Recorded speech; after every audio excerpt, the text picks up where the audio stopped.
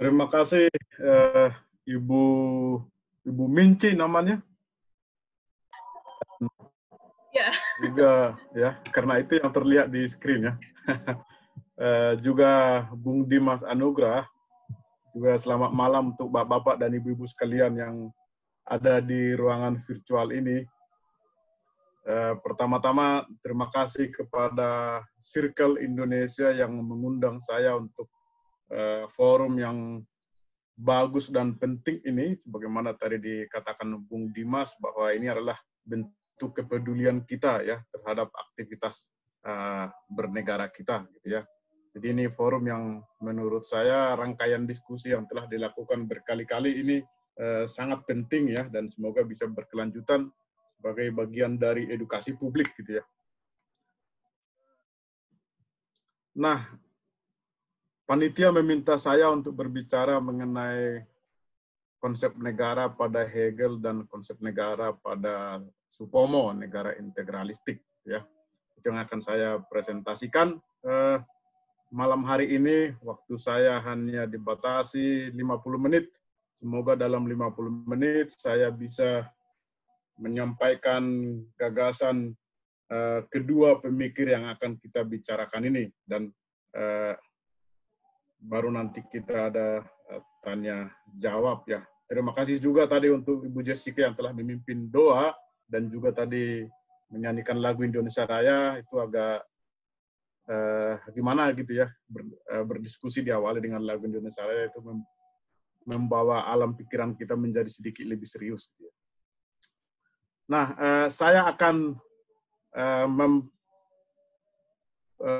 share screen PowerPoint yang telah saya persiapkan, yang mungkin juga Anda telah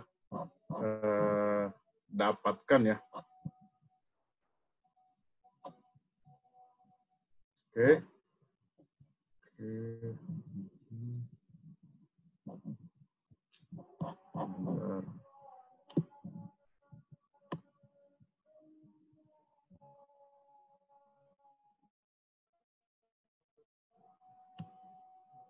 Ya, full screen.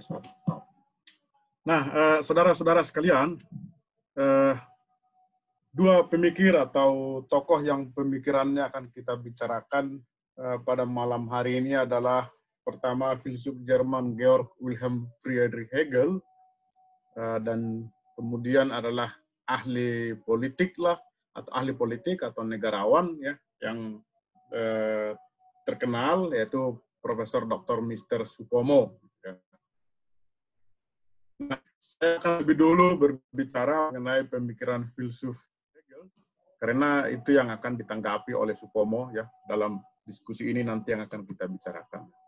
Kita perlu melihat sejenak konteks dan sistem pemikiran Hegel untuk bisa nanti menempatkan konsep negaranya dalam sistem tersebut. Nah, sehingga kalau nanti kita menanggapi pemikiran Hegel dalam kacamata Supomo dan juga dalam kritik dari tokoh yang lain, yakni Marsilem Simanjuntak, kita bisa menempatkan Hegel sesuai dengan yang dikonsepsikan Hegel dalam sistem filsafatnya. Sistem filsafat Hegel itu dikenal dengan sistem filsafat idealisme absolut ya. Jadi ini akan saya jelaskan secara singkat ya. Idealisme absolut itu adalah sistem filsafat yang berusaha menjelaskan keseluruhan kenyataan secara logis dan rasional. Jadi Hegel itu mengklaim bahwa filsafatnya dia itu telah bisa menjelaskan seluruh aspek dari realitas.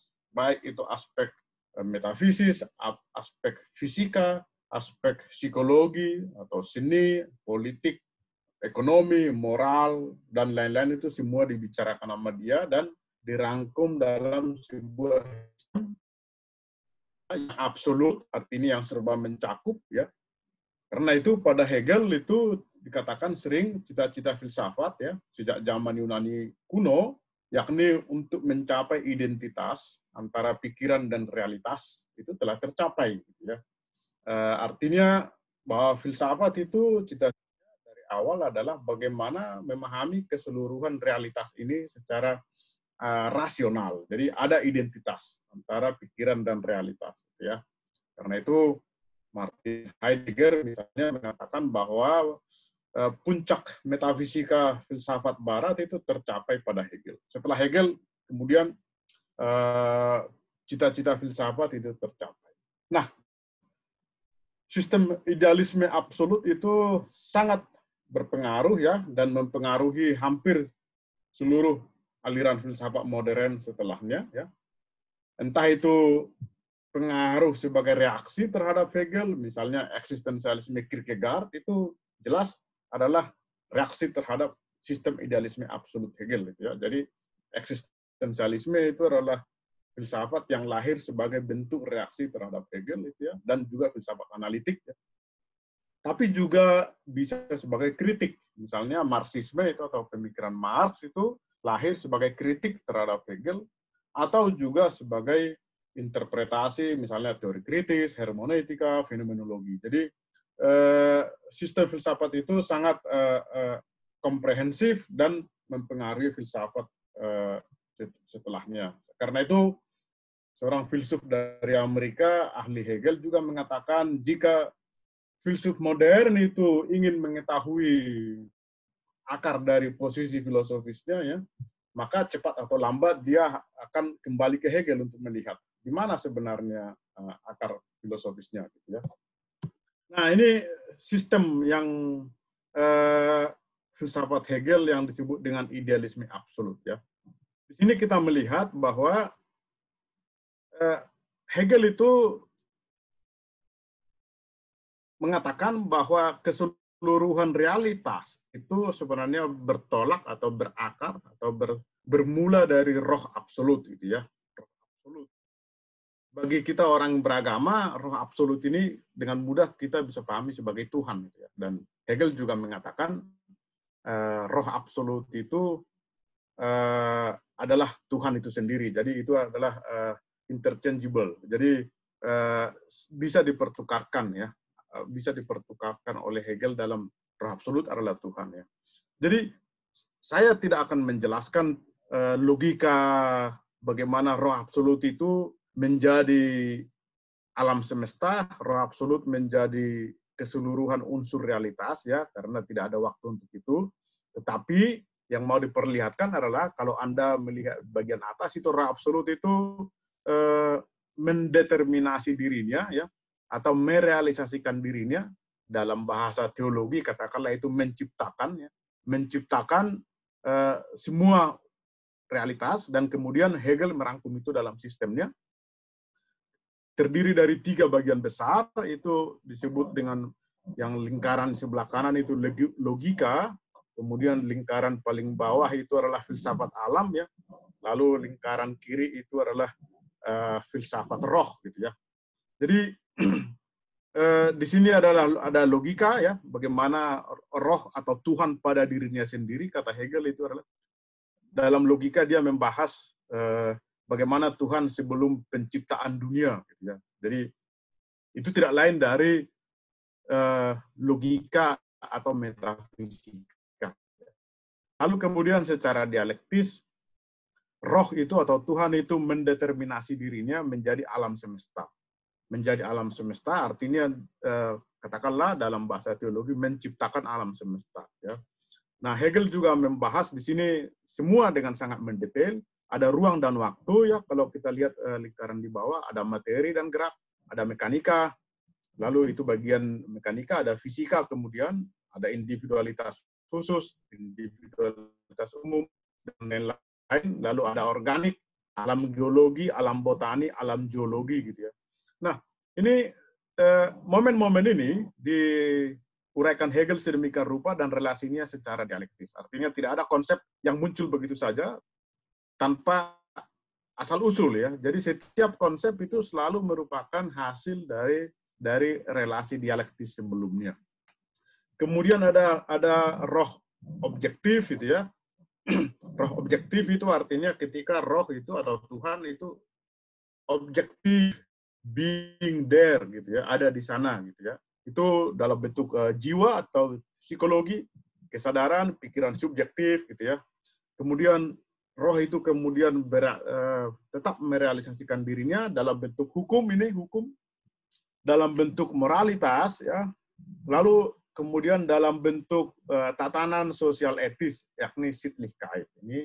Nah, panah ini agak kurang tepat. Harusnya panah ini adalah di nomor 3, ya, di nomor 3. Jadi perlu dikatakan bahwa seluruh ini elemen-elemen ini selalu terbagi 3 dan adalah menjadi relasi dialektis dalam bentuk tesis, antitesis, dan sintesis. Seluruhnya selalu terbagi 3. Saya tidak menggambarkan di sini bagaimana elemen-elemen triadik itu. Saya hanya di sini memberikan catatan ya untuk bisa kita melihat, yakni Sittlichkeit. Sittlichkeit itu nanti akan kita lihat itu adalah tatanan sosial etis, yakni secara singkat ketika kehidupan sosial manusia ya terrealisasikan sedemikian rupa dalam bentuk tatanan-tatanan sosial ya yang terdiri dari 3 ya, yakni keluarga, civil society, dan negara ya. Ini yang akan kita bicarakan hari ini, malam ini ya. Jadi yang akan kita bicarakan ini adalah salah satu bagian kecil dari sistem filsafat Hegel, yakni keluarga, civil society, dan negara ya. Nah, setelah kita masih membicarakan bagaimana realisasi diri Tuhan ini, setelah dia mencapai tatanan sosial etis, lalu dia merealisasikan dirinya dalam bentuk seni, gitu ya, agama, filsafat. Ya. Jadi ini adalah semua bentuk dari realisasi diri Tuhan itu ya. Nanti di sini ada dia membahas teologi, membahas seni, sampai kemudian kembali dia kepada roh itu sendiri ya. Banyak orang mengatakan bahwa struktur dasar dari sistem filsafat ini adalah tidak lain dari Trinitas Kristen, gitu ya. Hegel seorang filsuf Protestan, ya. Ini adalah Tuhan pada dirinya sendiri, lalu dia menjadi berbentuk fisik, mengambil bentuk secara fisik, ya. Lalu kemudian dia menyatakan dirinya, ya, menjadi roh di sini, Roh Kudus, begitu kerangka struktur dasarnya. Nah, jadi keluarga, civil society, dan negara itu hanyalah salah satu bagian kecil dari sistem filsafat Hegel. Nah, kita perlu mengetahui bagaimana kedudukan keluarga, civil society, dan negara ini pada sistem filsafat Hegel sehingga kita nanti bisa melihat apakah memang sebagaimana yang dikritik oleh Karl Popper itu bahwa Hegel itu mendewakan negara gitu ya, dan karena itu konsep negaranya menjadi totaliter dan otoriter gitu ya. Kita akan melihat nanti bagaimana kemasukakalan dari pernyataan itu. Nah, sekarang kita fokus kepada tatanan sosial etis ya. Tatanan sosial etis itu tidak lain dari lembaga-lembaga sosial yang perlu bagi kehidupan manusia. Ada 3 elemen di situ, yakni keluarga, masyarakat sipil atau Bürgerliche Gesellschaft, ya, dan negara. Hegel mengatakan individu yang baik, ya, artinya individu yang hidupnya baik atau etis itu ya haruslah menjadi anggota dari ketiga tatanan ini. Kalau dia tidak menjadi masuk anggota negara, maka dia kurang etis sebagai individu, gitu. Atau kalau dia tidak termasuk dalam sebuah keluarga. Gitu ya. Nah, prinsip apa yang mendasari ketiga tatanan ini? Ya, tidak lain dari realisasi kebebasan yang semakin rasional. Ya. Nanti kita akan melihat bagaimana realisasi kebebasannya. Jadi ketiga lembaga ini hadir bersamaan dalam sebuah negara. Dalam sebuah negara itu ada keluarga, ya, ada masyarakat sipil itu adalah civil society, wilayah di luar keluarga dan negara, ya. Ini adalah, kata Hegel, itu terbentuk dalam perjalanan sejarah. Setiap masyarakat selalu memiliki, ya, ketiga tatanan ini sebenarnya. Pertama keluarga, dan wilayah di luar keluarga itu bagaimana orang mencari nafkah itu ada itu. Bahkan dalam masyarakat primitif pun itu ada. Lalu ada negara, itu dalam masyarakat primitif pun itu adalah bentuk negara yang tradisional, misalnya kepemimpinan tradisional itu selalu ada. Ya. Jadi ini adalah sebuah proses historis. Dan bagaimana sebuah masyarakat memahami keluarga, memahami masyarakat sipil itu, dan negara itu terbentuk dalam proses historis masyarakat itu sendiri. Perlu dikatakan bahwa seluruh filsafat yang disajikan oleh Hegel di sini itu adalah hasil dari refleksi filosofis yang dia lakukan atas zamannya. Ya. Jadi Hegel itu tidak seperti Immanuel Kant yang melakukan refleksi metafisis, spekulatif, ya, lalu mengkonstruksi konsep-konsep, ya. Hegel tidak seperti itu. Hegel itu selalu bertolak dengan realitas yang dia hadapi. Gitu ya. Dia mengatakan bahwa filsafat adalah zaman yang ditangkap dalam pikiran dan setiap orang adalah anak zamannya. Ya. Jadi itu yang dia lakukan. Nah, apa yang penting dalam keluarga? Sehingga nanti kita bisa melihat bagaimana dia relasinya dalam negara. Ya. Dalam keluarga, ya, dia mengatakan itu adalah bentuk kehidupan etis yang paling alami dan paling dasar. Ya. Prinsip utama keluarga adalah cinta kasih. Cinta kasih itu yang mengikat keluarga, menghadirkan kebersamaan. Dalam keluarga itu belum ada subjektivitas, kebebasan. Tidak ada kebebasan dalam keluarga. Ya. Kebebasan mutlak tidak ada. Karena dalam keluarga yang diutamakan adalah kebersamaan, relasi satu sama lain. Ada bapak, ibu, suami, anak, istri. Itu semua itu bagian dari totalitas satu keluarga. Ya. Di situ tidak ada aku. Gitu ya. Karena setiap orang selalu melihat dirinya sebagai dalam relasinya dengan yang lain. Entah sebagai bapak, entah sebagai suami, atau sebagai ibu, ya, atau sebagai istri. Gitu ya. Jadi itu kebersamaan. Ya. Itu yang etis dalam keluarga, kebersamaan. Nah, tetapi, kata Hegel, orang-orang dalam keluarga itu juga adalah sebenarnya individu-individu.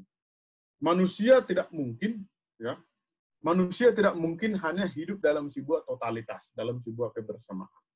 Karena bagaimanapun setiap orang adalah sebuah individu kebebasan. Subjektivitas yang sudah muncul dalam keluarga itu tetap juga ditutupi oleh kebersamaan total, ya. Misalnya subjektivitas di situ sudah ada dalam kebebasan memilih pasangan hidup, kebebasan memilih pendidikan misalnya. Jadi Hegel mengatakan cinta itu adalah kekuatan sekaligus kelemahan keluarga. Kenapa kekuatan? Karena cinta itulah yang mengikat keluarga, jadi nilai kebersamaan, tetapi itu juga sekaligus kelemahan. Mengapa kelemahan? Karena cinta atau kebersamaan dalam keluarga tidak memberi ruang bagi egoisme, bagi individualitas, bagi subjektivitas. Mereka diikat oleh kebersamaan. Ya.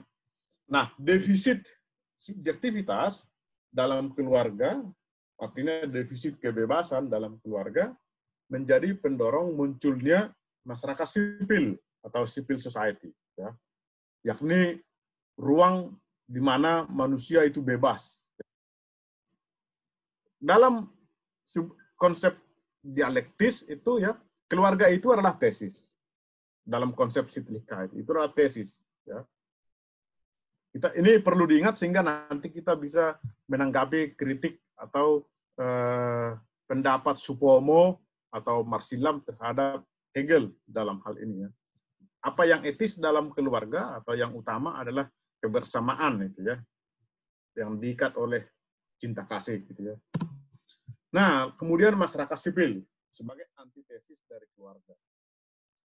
Masyarakat sipil itu adalah ruang kebebasan dan ruang individualitas. Jadi ketika orang mencari nafkah atau bekerja atau berdagang atau kegiatan lain, aktivitas lain, maka itu adalah ruang masyarakat sipil. Dalam ruang masyarakat sipil atau civil society itu tidak ada kebersamaan. Setiap orang itu bebas untuk mencari nafkah untuk dirinya sendiri. Hegel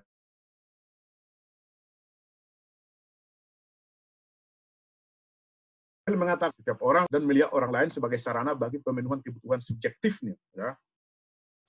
Dari sini kemudian tercipta sistem interdependensi yang sangat kompleks, saling ketergantungan. Ketika setiap orang mencari nafkah, menjadikan orang lain sebagai sarana bagi pemenuhan kebutuhannya, maka tercipta sistem interdependensi yang sangat kompleks. Ya. Misalnya Hegel mengatakan itu, dan ini kemudian juga untuk menanggapi Adam Smith mengenai The Wealth of Nation. Ya.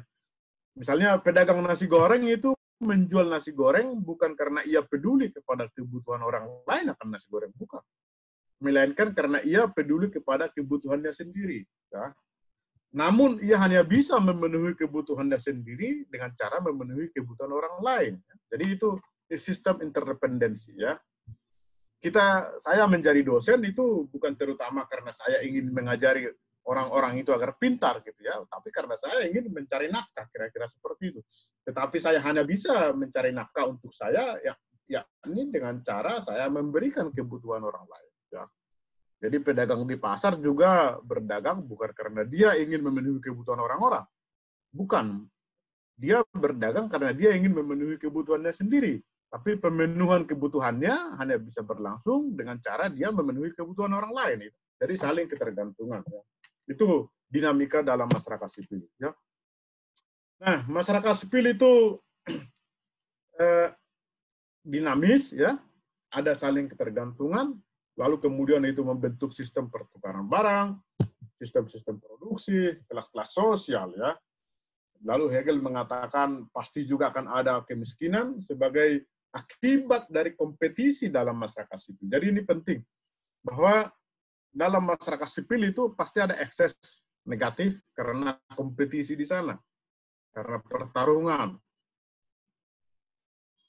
Pasti ada kemiskinan, itu kemudian Hegel bicara mengenai Pobel di situ, Pobel yang kemudian dikonkretkan oleh Karl Marx menjadi proletariat, sebagai orang-orang yang teralienasi atau tersisihkan dari kompetisi sipil. Ya.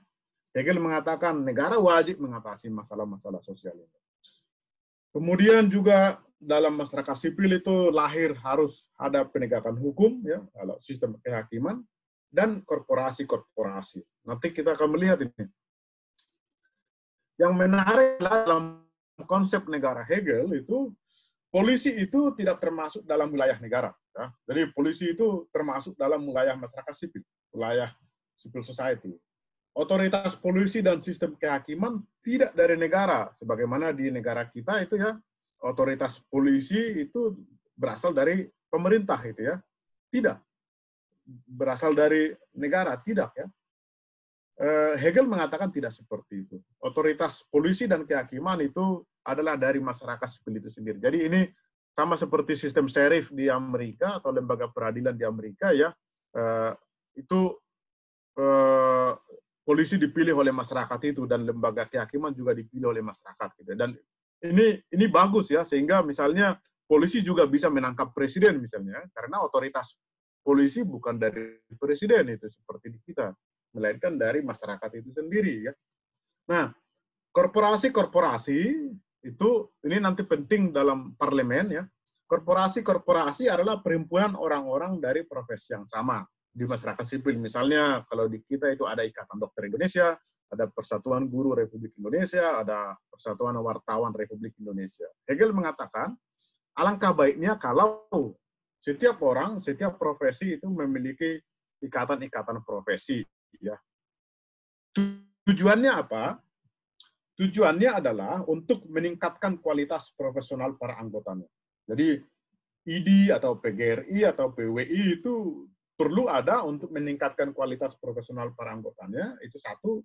Yang kedua, tujuannya adalah memperkenalkan dimensi universalitas kepada anggota. Artinya agar anggota itu jangan hanya berpikir egois, ya, melainkan agar dia juga berpikir dalam skop yang lebih besar, paling tidak dalam rekan-rekan dia sesama satu profesi, ya. Jadi di sini kita melihat dalam wilayah masyarakat sipil yang sangat egois, menjadikan orang lain sebagai sarana, kita melihat Hegel sudah mulai memperkenalkan dimensi universalitas, ya, agar orang tidak hanya terfokus pada egoismenya sendiri, tapi juga kepada orang lain, ya. Dan sekaligus perwakilan individu dalam masyarakat sipil dalam berhubungan dengan negara. Apa artinya? Hegel mengatakan, ya, individu tidak mungkin berhubungan langsung dengan negara, ya, karena bagaimanapun individu akan selalu kalah. Misalnya seorang buruh, ya, buruh misalnya memperjuangkan hak-haknya sendiri, itu dia akan kalah, tidak mungkin. Karena itu dia hanya bisa berjuang melalui serikat-serikat buruh misalnya, ya, untuk memperjuangkan hak-haknya. Nah, jadi itu adalah konstruksi yang dilakukan Hegel dalam konsep filsafat politiknya atau Sittlichkeitnya atau tatanan sosial etisnya. Lalu korporasi ini, kelompok-kelompok profesi yang membentuk ikatan-ikatan itu juga memiliki perwakilan untuk duduk di parlemen. Ya. Artinya, parlemen itu diisi oleh antara lain dari korporasi-korporasi itu. Misalnya perwakilan dari profesi guru, perwakilan dari profesi wartawan, dan lain-lain. Itu isi parlemen. Ya. Nah, lalu ini kemudian negara. Ya. Negara itu diatur oleh kebersamaan, ya. Di sini kita melihat bahwa kalau keluarga tadi diatur oleh prinsip kebersamaan, ya, karena cinta, lalu masyarakat sipil diatur oleh prinsip partikularitas atau individualitas, ya, maka kata Hegel itu negara tidak mungkin hadir atau bisa berjalan dengan baik bila masing-masing orang itu mengutamakan dirinya sendiri, egoisme. Ya. Tentu sebuah komunitas tidak bisa bertahan dengan prinsip egoisme individualitas. Untuk itulah hadirlah negara sebagai sintesa kedua momen sebelumnya.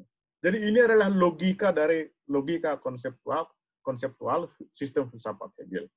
Dalam negara, ya, momen universalitas dari keluarga, ya, dan partikularitas dari masyarakat sipil itu disintesakan ke dalam momen individualitas, nanti monarki konstitusional itu sebagai bentuk negara.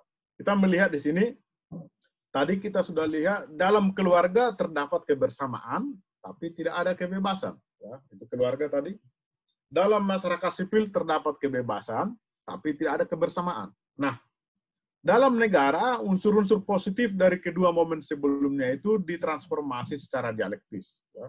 Jadi negara mengangkat prinsip kebersamaan dan individualitas itu ke level yang lebih tinggi. Ya. Prinsip keluarga, yakni universalitas, dijunjung tinggi dalam negara, tapi sekaligus prinsip masyarakat sipil, partikularitas, didorong untuk berkembang sepenuhnya. Ya. Jadi ini sintesa. Jadi negara itu adalah sebuah sintesa dari momen keluarga dan momen masyarakat sipil. Dalam negara, kedua prinsip itu harus bisa diusahakan, disintesakan. Harus ada di situ prinsip kebebasan, individualitas, tapi juga harus ada prinsip kebersamaan. Itu isinya negara. Konsep negara begitu, ya. Nah, ini adalah kutipan dari bahwa esensi negara modern itu adalah yang universal terjalin dengan kebebasan penuh para warganya, ya, dan dengan kesejahteraan individu, dan juga bahwa kepentingan keluarga dan masyarakat sipil itu harus tersimpul dalam negara. Ya. Jadi kepentingan keluarga dan masyarakat sipil itu harus tersimpul dalam negara. Dengan demikian, ya, yang universal harus dijalankan, yakni tadi kepentingan keluarga. Tapi di sisi lain, subjektivitas juga harus mencapai perkembangan kepenuhan dalam kehidupannya. Hanya, ini penting, sehingga orang tidak salah paham terhadap Hegel, itu ya, misalnya Karl Popper, itu ya. Hanya jika kedua momen itu berlangsung dalam kepenuhannya lah, maka negara dapat dianggap telah ditata dan diorganisasikan dengan benar. Ya. Hanya ketika dimensi subjektivitas dalam masyarakat sipil dan dimensi kolektivitas atau kebersamaan dalam keluarga, hanya kalau itu sudah diangkat atau ditransformasi ke dalam negara, dan itu kedua prinsip itu bisa dikerjakan, ya, melalui lembaga-lembaga negara, ya, maka dengan hanya itulah syarat agar bisa dikatakan bahwa negara itu telah diorganisasikan dengan benar, gitu ya. Hegel mengatakan prinsip negara modern memiliki kedalaman dan kekuatan luar biasa karena ia mendukung prinsip subjektivitas, berkembang hingga partikularitas personal, mencapai kemandirian yang ekstrim. Artinya negara itu harus memberi kesempatan yang seluas-luasnya, semaksimal mungkin bagi individu subjektivitas untuk berkembang, ya, sepenuhnya, tetapi sekaligus negara juga harus mampu menjaga, ya, menjaga solidaritas atau kesatuan substansial dari individu-individu itu, ya. Dengan demikian kesatuan tersebut tetap berada dalam kerangka subjektivitas. Jadi ini adalah sebuah ide tentang negara yang ideal, ya. Ide tentang negara yang ideal, bahwa negara yang ideal itu adalah negara yang memberi kesempatan kepada individu untuk berkembang sepenuhnya mungkin sampai ekstrim mungkin, tetapi sekaligus individu-individu itu juga harus mampu dirangkum dalam sebuah kolektivitas atau kesatuan substansial dalam negara, ya. Untuk mencapai keseimbangan itu, ya, itu yang harus dilakukan oleh negara. Jadi negara tidak hanya memberi kesempatan bagi individu saja, itu masyarakat sipil itu. Negara juga tidak boleh mengutamakan kolektivitas, kebersamaan, ya, itu keluarga, ya. Tapi negara harus mengharmoniskan kedua prinsip itu, ya. Nah, ini kita melihat bahwa negara Hegel itu bukanlah negara kontrak sosial, sebagai mana dikatakan oleh Thomas Hobbes, John Locke, dan Rousseau, ya. Negara hasil, dia mengkritik itu, negara hasil kontrak sosial itu lemah dari segi fondasi karena kontrak bisa dibatalkan. Negara juga tidak bertugas untuk melindungi hak-hak milik pribadi, negara penjaga malam itu, sebagaimana dikatakan oleh John Locke juga. Sebab bila negara itu adalah bertugas untuk melindungi hak-hak pribadi, maka keanggotaan dalam negara itu menjadi opsional, bisa pilihan, ya. Artinya kalau saya merasa hak pribadi saya tidak perlu dilindungi negara, maka saya tidak perlu masuk negara, gitu ya. Dan itu tidak mungkin, ya. Hegel juga mengkritik negara-negara tradisional klasik feodal karena tidak memberi ruang bagi kebebasan individual, ya. Di sisi lain, Hegel juga menolak negara yang didasarkan atas agama, karena itu akan membuat negara menjadi lemah. Sebab agama menurutnya didasarkan atas kepercayaan yang bersifat subjektif, gitu ya. Tapi negara juga berkepentingan agar setiap orang beragama dan menjadi anggota agama tertentu, karena dengan menjadi anggota agama tertentu, itu jemaat atau anggota agama itu ditanamkan rasa kesatuan, solidaritas satu sama lain, dan itu membantu negara untuk mencapai tujuannya. Karena negara juga berusaha untuk mempertahankan solidaritas sesama warga negara sebagai sebuah kesatuan, dan itu juga bisa melalui bantuan agama, gitu ya. Jadi ini negara itu adalah aktualitas dari ide etis. Tadi kita sudah melihat sedikit apa itu yang etis, gitu ya. Jadi yang etis adalah ya yang baik, gitu ya. Nah, negara kemudian adalah aktualisasi dari ide itu. Aktualisasi artinya bahwa ide itu telah terrealisasi secara sosial politis, realisasi dalam bentuk lembaga-lembaga negara. Di sini Hegel itu bertanya, bentuk negara yang paling sesuai dengan kehidupan modern itu apa? Seperti apa negaranya? Lalu dia mengkonstruksi, ya, berdasarkan realitas yang ada, mengkonstruksi sebuah bentuk negara, ya, yang sesuai dengan kehidupan modern. Jadi dia mengatakan kehidupan etis yang baik itu hanya terdapat dalam negara. Lembaga-lembaga dalam negara itu merupakan objektifikasi atau realisasi dari ide itu, ya. Jadi negara itu kemudian dianggap sebagai manifestasi dari ide etis tersebut, ya. Nah, dengan tadi negara sebagai sintesa, maka negara itu dianggap merupakan aktualitas dari kehendak seluruh individu. Jadi hanya negara yang bisa menyatukan tadi dimensi kebersamaan dan dimensi individu itulah yang bisa disebut negara yang rasional, ya, yang negara yang telah ditata dengan baik. Kalau negara sudah seperti itu, maka Hegel mengatakan kewajiban tertinggi setiap individu adalah menjadi warga negara, gitu ya. Artinya bahwa kalau negara sudah rasional, maka orang bisa ya mempercayakan dirinya sepenuhnya kepada negara. Ini adalah sebuah ide yang ideal, ya. Nah, hakikat negara, ya, kepentingan individu itu identik dengan kepentingan semua orang. Itu yang harus dicapai oleh negara. Setiap individu harus mampu mengidentifikasi dirinya dengan semua, ya. Jadi di situ tidak ada lagi egoisme yang radikal. Setiap orang harus melihat dirinya dalam sebuah kebersamaan. Negara itu tidak boleh mengabaikan kepentingan individu, tidak boleh. Justru kepentingan individu-individu itu harus dididik agar mereka mampu menelaraskan, mengharmoniskan kepentingan egoismenya dengan kepentingan universal atau kepentingan bersama. Dan dengan demikian, kepentingan individu dan kepentingan universal dipertahankan dan dikembangkan. Ini sebuah ide mengenai negara atau negara yang ideal. Ya. Nah, seperti apa itu? Ya? Dia Hegel mengatakan seperti ini. Negara itu yang benar adalah yang ideal kalau orang hidup sebagai dalam warga negara dan menganggap negara itu sebagai alam kedua, the second nature. Alam pertama tentu kehidupan sehari-hari, ya, ketika manusia hidup dengan bagaimana memenuhi kebutuhannya dan segala macam itu. Tapi alam kedua adalah dia mengatakan ini seperti ini.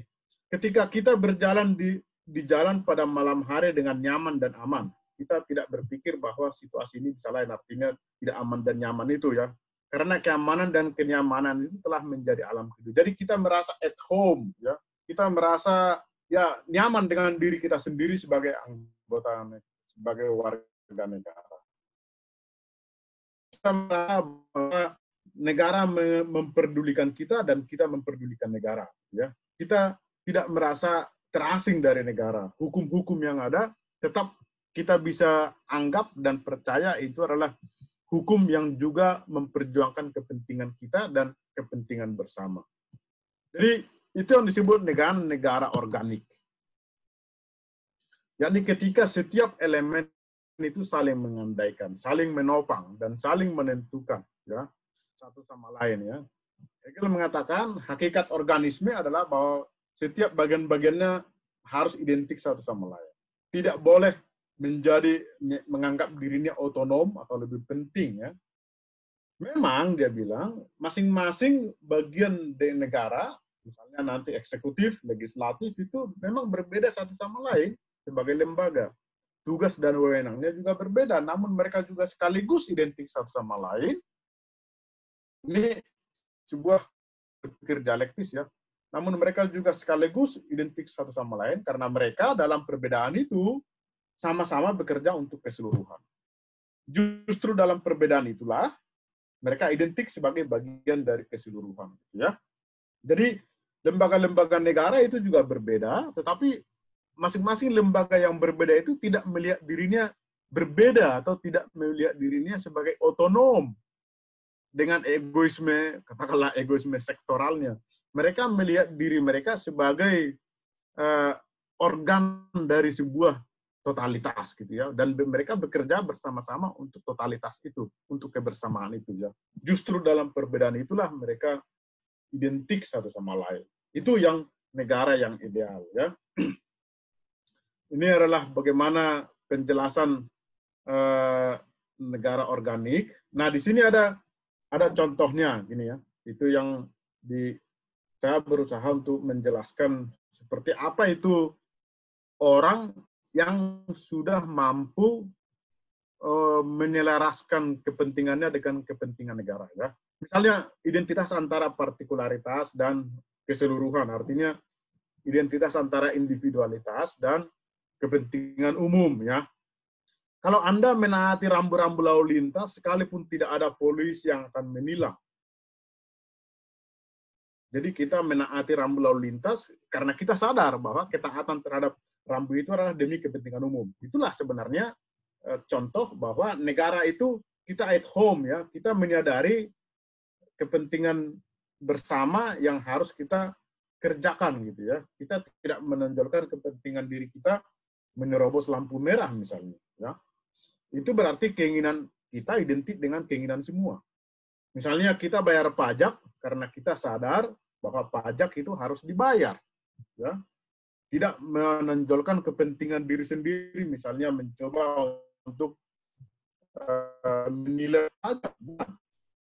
Kalau kita sadar membayar pajak, itu berarti keinginan Anda identik dengan keinginan negara. Itu contohnya, negara hadir dalam diri setiap orang, gitu ya.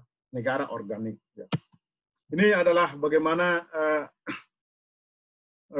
mengenai agama, bahwa agama itu tidak bisa dijadikan dasar bagi negara, ya, tidak bisa dijadikan prinsip karena agama subjektif.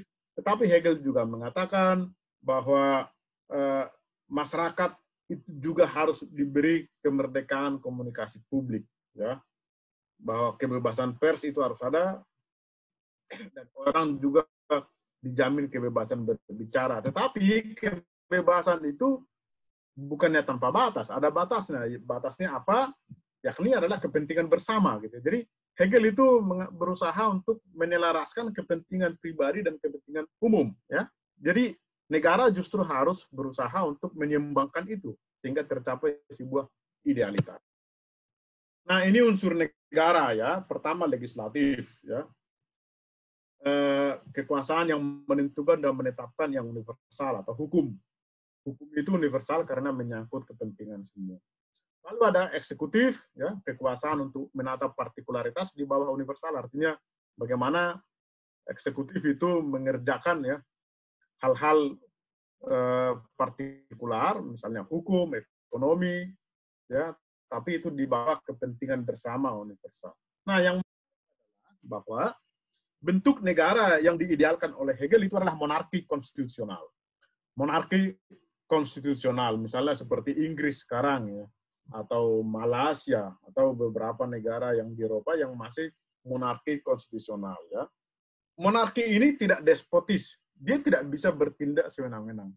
Dia terikat pada konstitusi, ya. Mengapa harus monarki? Tidak lain dari untuk menjaga solidaritas atau kesatuan dari negara. Hegel itu mengkritik demokrasi karena menurutnya demokrasi itu mengancam keutuhan atau totalitas negara. Kompetisi dalam demokrasi mengancam solidaritas warga negara. Dalam demokrasi itu terdapat diferensiasi perbedaan, ya, pertarungan, tapi kesatuan dan totalitas absen, gitu ya. Karena itu menurut dia demokrasi itu tidak baik karena itu akan rentan membawa negara dalam perpecahan, ya. Artinya tidak ada lagi semangat untuk bersama-sama membangun sebuah negara dan melihat kepentingan individu identik dengan kepentingan umum, gitu. Itu akan dirusak dalam demokrasi. Hegel juga menolak ide separasi kekuasaan, ya. Tadi yang sebelumnya kita lihat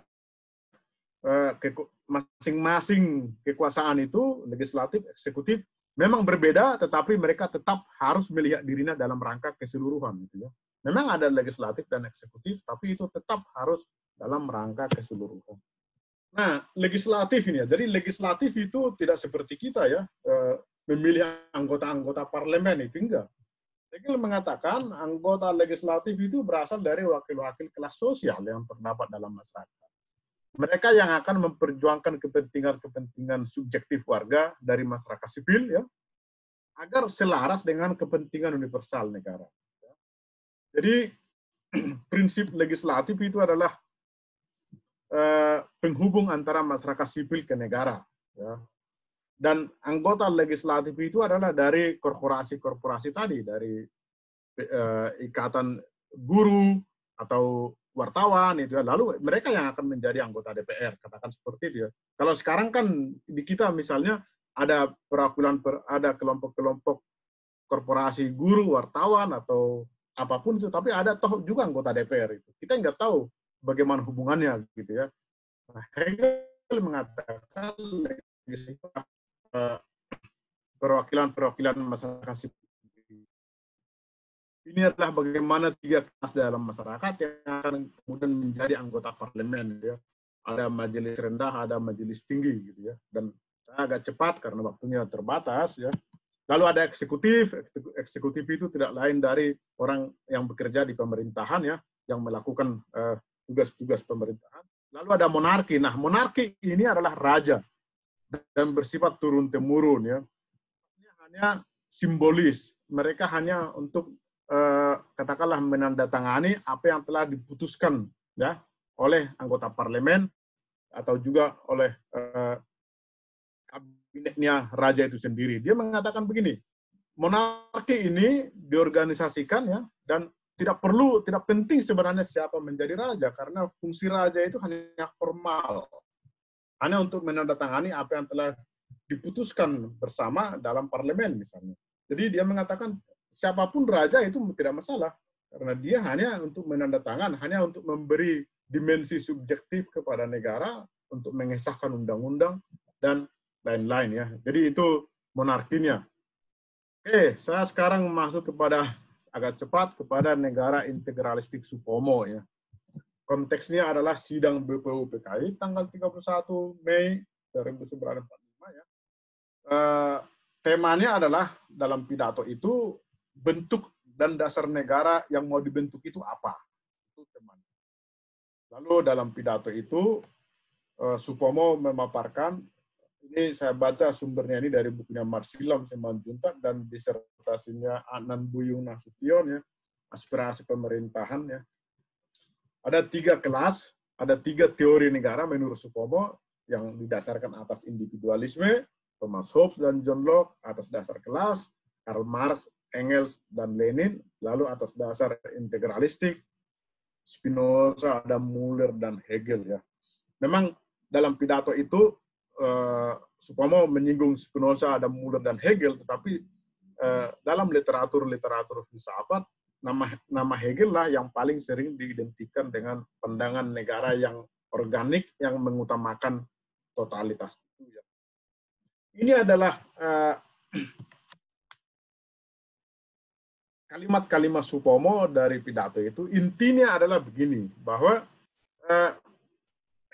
Supomo itu mengatakan bahwa negara yang paling sesuai dengan alam pikir, mentalitas, kultur Indonesia yang mau dibentuk itu adalah negara integralistik, di mana seluruh warga masyarakat itu menyatu satu sama lain.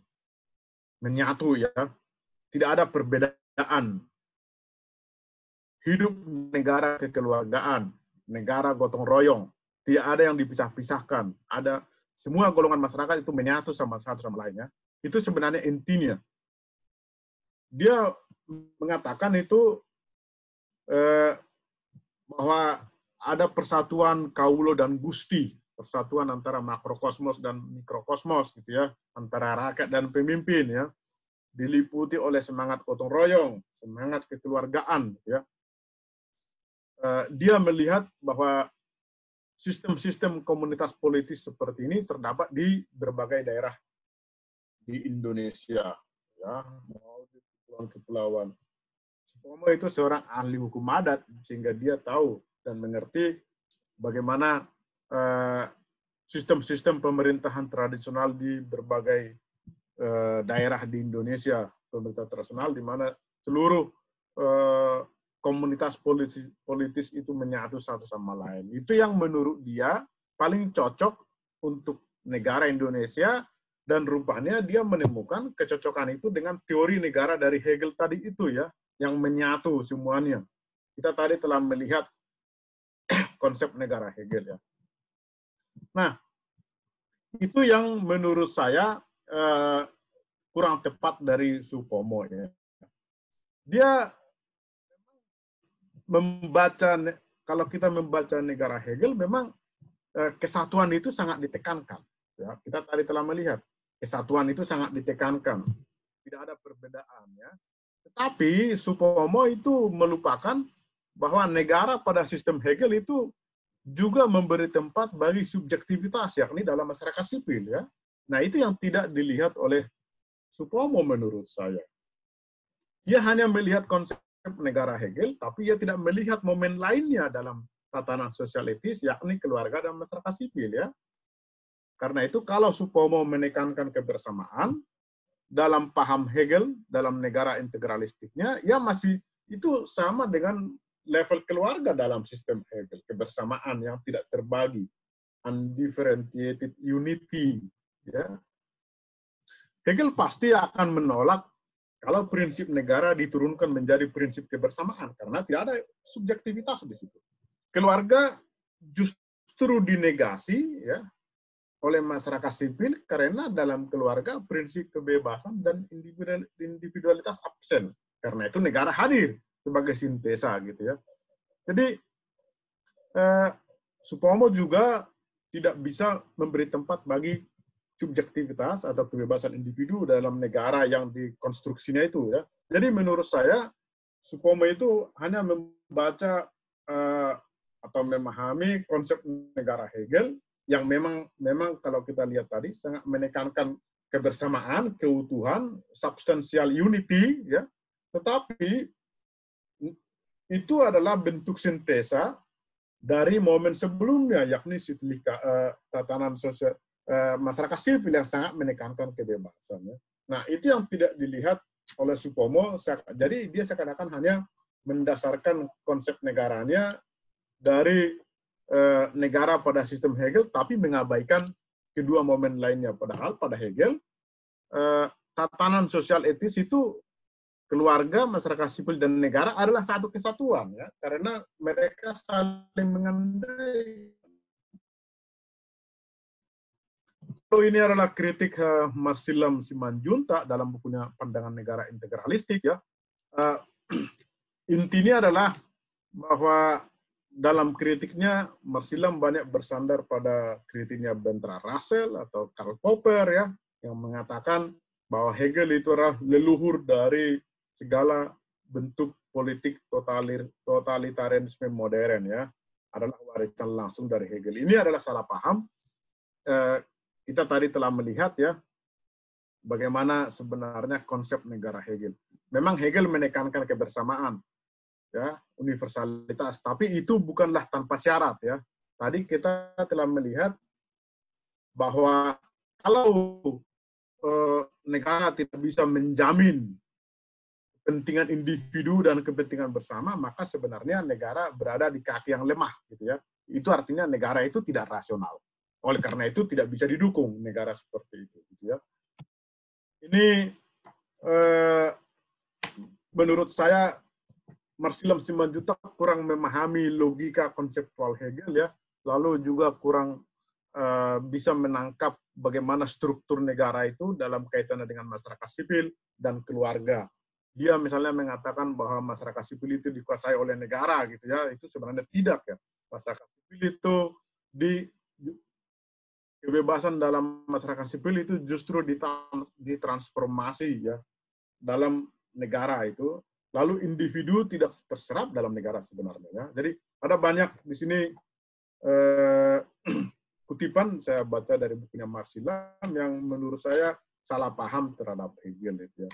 Nah, Hegel jadi di sini dalam kritik ini Supomo itu melihat Hegel secara positif karena ia salah paham terhadap Hegel ya. Karena dia hanya melihat kebersamaan dalam negara, tapi Marsilem melihat Hegel secara negatif juga karena salah paham terhadap Hegel. Jadi keduanya menurut saya salah paham gitu ya. Marsilem misalnya mengatakan bahwa negara itu inheren secara rasional gitu ya. Negara secara inheren adalah rasional. Itu tidak. Hanya negara yang bisa menjamin kepentingan individual dan kepentingan bersama secara harmonis, itulah negara yang rasional. Tidak setiap negara itu rasional. Dan aktual. Hegel juga mengatakan itu ya. Tidak semua negara itu dapat disebut rasional. Negara yang tidak berhasil menyatukan secara dialektis kepentingan subjektif dan universal bukanlah negara yang rasional ya. Nah, oke. Nah, apa yang masih tersisa Hegel itu ada cukup banyak ya. Dari Habermas misalnya, dia mengatakan bahwa Hegel itu mengangkat problem-problem modernitas yang sekarang kita alami ya. Gagasan filsafat politik Hegel yang masih relevan sekarang itu misalnya konsep kebebasan yang tidak liberal dan individualistik itu sangat penting sekarang. Sekarang kita bisa menyadari, melihat bahwa konsep kebebasan yang liberal dan individualistik itu justru tidak relevan, tidak sesuai ya. Nah, Hegel sudah mengatakan itu, bahwa kebebasan individu hanya bisa dipahami secara rasional kalau dia berada dalam sebuah keseluruhan masyarakat ya. Konstitusi juga harus universal, mencerminkan kepentingan semua. Lalu juga Hegel mengatakan market society, masyarakat sipil yang tadi kita bicarakan, harus diatur oleh negara. Jadi Hegel itu menolak kalau mekanisme pasar itu bisa bergerak sendiri seperti dalam liberalisme. Hegel mengatakan, bagaimana kita lihat, kebebasan atau egoisme dalam masyarakat sipil itu nggak boleh dibiarkan begitu. Negara harus mentransformasi atau menata itu ya. Juga negara kesejahteraan, bahwa negara itu harus memperjuangkan kesejahteraan masing-masing individu dalam rangka keseluruhan. Artinya, Hegel itu sebenarnya telah mengantisipasi masalah-masalah dalam negara modern. Ini kesimpulannya ini. Waktunya lewat sedikit. Kesimpulannya adalah bahwa konsep negara Hegel itu adalah sebuah upaya filosofis untuk mengkonstruksi sebuah negara ideal modern. Konsep negara ideal. Dalam konsep itu, memang kita bisa menemukan tendensi, kecenderungan berbagai paham ya. Di situ ada demokrasi, ada kekeluargaan, ada liberalisme ya, ada individualisme, tapi ada totalitarianisme juga sedikit-sedikit gitu ya. Nah, kalau dikatakan oleh Karl Popper misalnya bahwa Hegel itu adalah pendukung negara pemerintahan atau rezim totaliter, itu memang bisa dicari argumennya pada Hegel, tetapi itu adalah hanya satu bagian kecil dari gagasan Hegel itu ya. Gagasan Hegel itu karena dia adalah bentuk negara ideal, maka itu bisa ditarik ya, diradikalkan ya, sebagaimana para pengikut Hegelian kiri misalnya ya. Tidak setiap negara itu ideal atau rasional ya. Yang dilakukan Hegel adalah dia mengkonstruksi sebuah ide tentang negara ideal. Ya. Apa gunanya? Ya, karena itu adalah sebagai acuan atau sebagai model dalam menjalankan atau menilai negara yang empiris ya. Sehingga kita bisa memiliki model bagaimana menjalankan negara yang real, yang empiris ya. Untuk itu dia menciptakan sebuah konsep negara yang ideal. Karena itu tidak tepat mengatakan bahwa kalau ada seperti Nazi Jerman misalnya mendasarkan diri pada Hegel, atau fasisme Italia ya, yang jelas mengaku adalah idenya Hegel, itu bukan berarti karena Hegel menganjurkan pemerintahan fasis gitu ya, bahwa memang tendensi itu ada dalam sistem itu ya, karena dia ideal gitu ya. Dan tidak, menurut saya tidak tepat kalau kita menyalahkan Hegel atas penyalahgunaan konsepnya yang ideal itu gitu ya. Nah, karena waktunya sudah lewat, maka saya akhiri presentasi saya di sini. Selanjutnya kita bisa diskusi.